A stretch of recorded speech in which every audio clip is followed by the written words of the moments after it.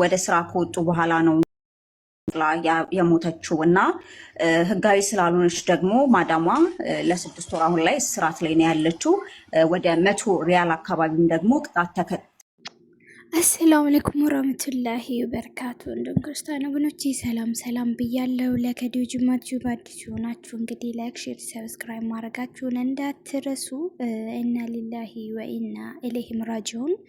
አው ትንሽ ከሶሻል ሚዲያ ጠፋት ብዬ ነበረ እና ዛሬ በጣም በሚያሳዝን ሁኔታ የሰማነው ዜና ልብን የሚሰብር በቃ እንዴት ብዬ ልበላችሁና ዛሬ በሳውዲ አረቢያ የተከሰተው በጣም ልብ የሚሰብር ገና እንቡጥ የሆነች ልጅ ገና ብዙ ነገር ተስፋ የሚጣልባት ስታዩት በጣም በእምነቷ ጠንካራ የሆነች የእሷ የምትሰራውን ቲክቶክ ላይ ፔጇን ብታዩ ማለት ነው እንዳለ ነጠላ ለብሳ ይሄ እንደው ጸጉር ባዶ እንኳን አታገኙም ማለት ነው።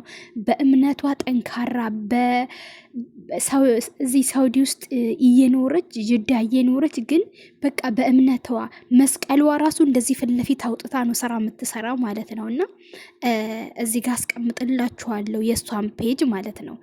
አይታችሁ መስክሩ። እኔ እቺ ልጅ ራሷን መስዋዕት አድርጋ ነው ብዬ ሙስተሂል አላምንም ማለት ልጅቷ ያላት ጥንካሬ፣ በእምነቷ ያላት ጥንካሬ፣ በፈጣሪዋ ያላት ጥንካሬ እንኳን ይሄ እንደ ሌሎቹ በምንድን ነው በሱሪ በሙዚቃ ምናምን እያረገች ማትጨፍር ልጅ ለወንድ ብላ ነው ተነስታ ራሷን መስዋዕት ያደረገች ሲባል እንዴት አድርገን እንመን? እስቲ እውነታውን ደግሞ ከእህቷ እስቲ ስሙና እኔ የምጨምረው ነገር አለ። እኔ ግን አልተዋጠልኝም፣ ወላሂ አልተዋጠልኝም። የልጅቷን ፔጅ ሳያ አይዶን ነው የሆነ በሁሉም እምነት ወደ ፈጣሪው የተጠጋ ሰው እንደዚህ ራሱ ላይ ምንም ቢናደድ ምንም የተለየ ነገር ውስጥ በቃ ህይወት ብትጨልምበት ራሱን መስዋዕት ለማድረግ አይቸኩልም። ሪያል አካባቢም ደግሞ ቅጣት ተቀጣለች እና ይሄ ነገር ሀሰት ነው ለምትሉት እኔ እህቴ ናት፣ ይሄንን ነገር ልዋሽ አልችልም። ይሄን ያለው ነገር ከዛ ውጭ ግን ያለው ነገር ደግሞ ልጅቷ ወደ ሀገር ቤት ገብታ ቤተሰቦቻችን ጋር ያለው ነገር እንዲደረግ እንድታግዙ ነው የምንፈልገው። በገንዘብም ደረጃ ነው ያለችው። ስለዚህ የሚያስፈልግ መጠየቅ ያለባት ጥያቄ ካለ እንድትጠየቅ፣ ከዛ ውጭ ደግሞ ባለው ሞኒቴ በደንብ ትኩረት ተደርጎ ሌሎቹ ላይ መሰራት ያለበት ነገር ሁሉም እኛም ብናደርገው እኛም ብንሞት ነው። ስለዚህ ውዶች ይሄንን ነገር ባታስቡት የተሻለ ነው የሚለውን ሊኬድበት ይገባልን ብዬ አስባለሁ። እዛ ጋር ምንድነው ነገሩ ማለት የተፈጠረው ራስን ለማጥፋት ያደረሳት ነገር ንገሪኝ ስንላት አቅሙ ኖሯት መናገር አልፈለገችም። ግን በጣም የቤተክርስቲያን ልጅ ናት፣ በጣም ሰው የሚወዳት ናት። ትንሽዬ ነገር እንኳን ሰው ከፋን ካለ ያንን ኮሜንት አንስታ የምታጽናና ልጅ ናት ልጅቷና ሁሉም ለልጅቷ ካለው ፍቅር አንጻር ነው ይሄንን ጥያቄ ስንጠይቃት የነበረው። ግን በደንብ አብራርታ መመለስ አልቻለችም። ብዙ ፈተናዎችን አልፋለች። እዚህኛው ጋር ግን ስትደርስ ሰይጣንን ማገዛት እንደዚህ ያደረገች እና እናቴ የስኳር ታማሚ ናት። አሁን ላይ ይሄንን ነገር ብዙም እየተቋቋመች አይደለም እና ባታባብሱት ነው ያለችው። እኛ ደግሞ ለማወቅ የሄድንበት ርቀት ነው፣ ምክንያቱም የታየ ነገር ስለሌለ ራሳችሁን እንዳታጠፉ። እኔን ያየ ቀጣ። እኔ እንዴት እንደተቃጠልኩ እኔ ነኝ የማውቀው። እህትን ማጣት ማለት በቃ እንደ ጓደኛ ሚስጥረኛሽን ማጣት ማለት ማንም ይሄን ህመም ሊረዳው አይችልም። እና ራሳችሁን እንዳታጠፉ። ለእናት ለቤተሰብ አስቡ። እኔ እናትና ቤተሰብ ማቀወል ጭራሽ ለእኔም እስከ መፍረድ ደርሰዋል ማለት ነው። እና አንዳንዴ ነገሮችን ከማድረጋችሁ በፊት 2-3 ልክ ነው ወይ ብላችሁ አስቡ። ለሰይጣን ቦታ አትስጡ። እኔ ይሄንን ነው የምላችሁ። ራሷን ያጠፋችበት ቤት ደግሞ ህጋዊ ስላልሆነች ነው እነሱ የታሰሩት። 100 ሪያል ከፍለዋል። ደግሞ ህጋዊ ስላልሆነች እነሱም ታስረዋል። ለ6 ወር ይታሰራሉ፣ አይለቀቁም። በዛ ምክንያት ነው በቃ ይሄን ልላችሁ ነው የገባሁት። ወላሂ እኛ ሙስሊሞች ኦርቶዶክሶችን ከምድረገጽ እናጠፋለን። ታያላችሁ፣ በቅርብ ጊዜ ኦርቶዶክስ ትጠፋለች። እንኳን ዛሬ ትናንት ያልፈረሰች እኔ ከዚህ በኋላ የመዳም ቅመም ነኝ ብዬ ራሴን አላታለልም። የመዳም አህያ ነኝ። ስሜና ስራዬ እኮ በፍጹም አይገናኙም። ስሜ የመንግስት፣ ስራዬ የአህያ። ስለዚህ የምንም ቅመም የለም፣ አህያ ነኝ።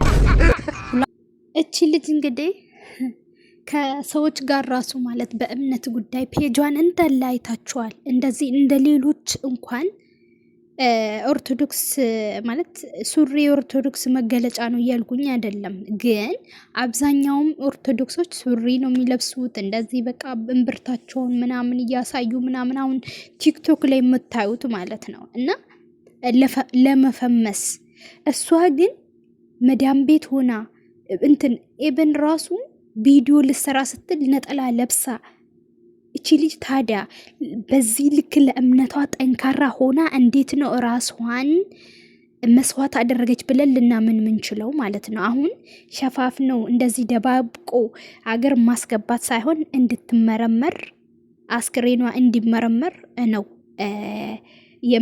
የምለው ነገር ማለት ነው። ለምን እኔ በእውነት በጣም ማለት እኔ እንጃ ምን መሰላችሁ፣ እኔ አሁን ብዙ ጊዜ እንደተባለው እህቷ እንደተናገረች ከሆነ ወንድ ፍቅረኛ ነበራት።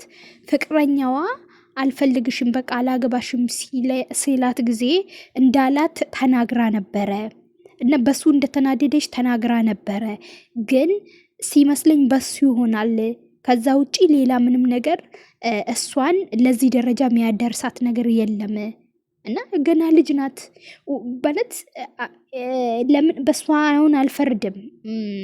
ይሄን ነገር እኔም ስለማቅ ማለት ነው። በተለይ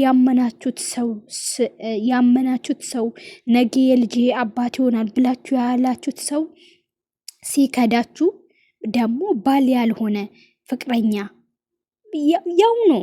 ግን በዚህ ልክ ደግሞ ራሳችሁን መስዋዕት ለማድረግ ገና አብራችሁ ሳትኖሩ ሰው እኮ 6-7 ወልዶ እንኳን ይለያያል አይደል? ፈጣሪውን ደግሞ የሚያቅ ሰው ምንም ነገር ዳጌት ቁልቁለት ይከፋል። አዎ ብዙ ነገር ሞትንም ያስመኛል። ነገር ግን ለትንሽ ጊዜ ያስብና ቆም ብሎ እንዴ ነገ እኮ ሌላ ቀን ነው። ፈጣሪውን ያያዘ ሰው ሊሳሳት ይችላል፣ ሊያለቅስ ይችላል። ነገር ግን ደግሞ ይመለስና እሱ እኮ ይምረኛል። ብዙ ጥቅሶች አሉ፣ ብዙ ምዕራፎች አሉ የሚመልሳችሁ ማለት ነው። እቺ ልጅ እኔ 100% እውነት አላመንኩም። እንደኔ ያላመናችሁት ሰዎች ኮመንት ላይ ጻፉልኝ። ለምን ከስነ ምግባሯ ቲክቶክ ላይ ከምናያቸው ልጆች ስነ ምግባር ፍጹም የተለየች ናት እቺ ልጅ።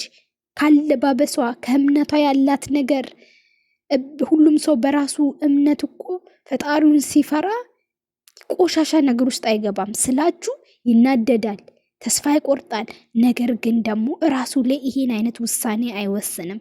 ይብላኝ ለእናቴ እና ሊላሂ ወኢና ኢለይሂ ራጂዑን። እናት ገና ልጅ ነሽ እኮ እንደው በዚህ ሲሄዳችሁ ከሆነ በተለይ በወንድ እናት ልጇን ሞት ለወንድ ብላ ተንከራታ በስደት ተንከራታ ራሷን ሲጣረገች መዳም ቤት ተብላ ስትባል እንዴት ለነጋሪ ራሱ ይከብዳል። በዚህ ላይ እዚህ ሀገር ደግሞ የምታውቁ ናችሁ መዳማቸው ራሱ ለምሳሌ 100,000 ሪያል ተቀጥተዋሉ። እንደውም ደግሞ የ6 ወር እስር ቅጣት ተቀጠዋሉ እነዚህ ሰዎች ማለት ነው። እና ለሌላ ሰውም ጦሰናችሁ። ደግሞ ገና ቆንጅዬ ልጅ ናት። አትፍረድ ይፈረዳል። እንደው ምን አረቦች ደግሞ ማለት ነው ለቅሶ በሉ የሆነ ደም ነገር ምናምን እንደዚህ በዚህ ልክ የሰውን ህይወት ለማጥፋት የሚዳፍሩ አይመስለኝም። እንዴ ስታለቅሱ እንኳን የሆነ ትንሽ አኩርፋችሁ የሆነ ለቅሶ እንኳን እያለቀሳችሁ ከመጡ እኮ ምን ሆነሽ ነው? በጣም ነው የሚደነግጡት፣ በጣም ነው የሚፈሩት፣ አይወዱም። ይሄ የሆነ ደም ነገር ለቅሶ እንዲህ ምናምን ማለት አይደፍሩም።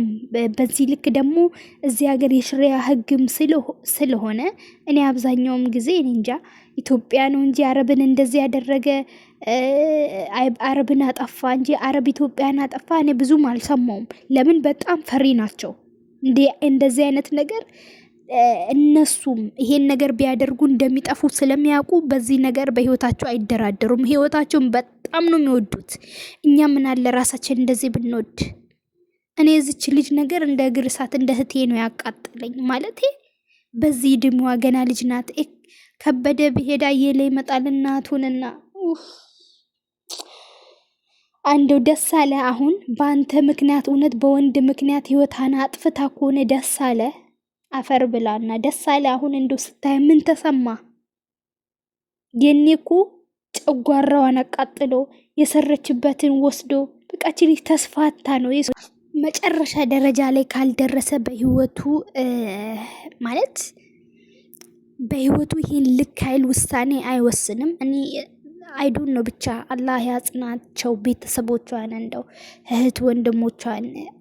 ማለት ከባድ ነው። በተለይ ስደትን የሚያውቅ የተሰደደ ነውና ስደት ላይ እንደዚህ አይነት ነገር ልብ ነው የሚሰብረው። ብቻ እናት እንደው በምን አንጀትሽ ደጅ ደጁን እያየሽ እንደው ሬሳዋ ሲገባ ያሳዝናል።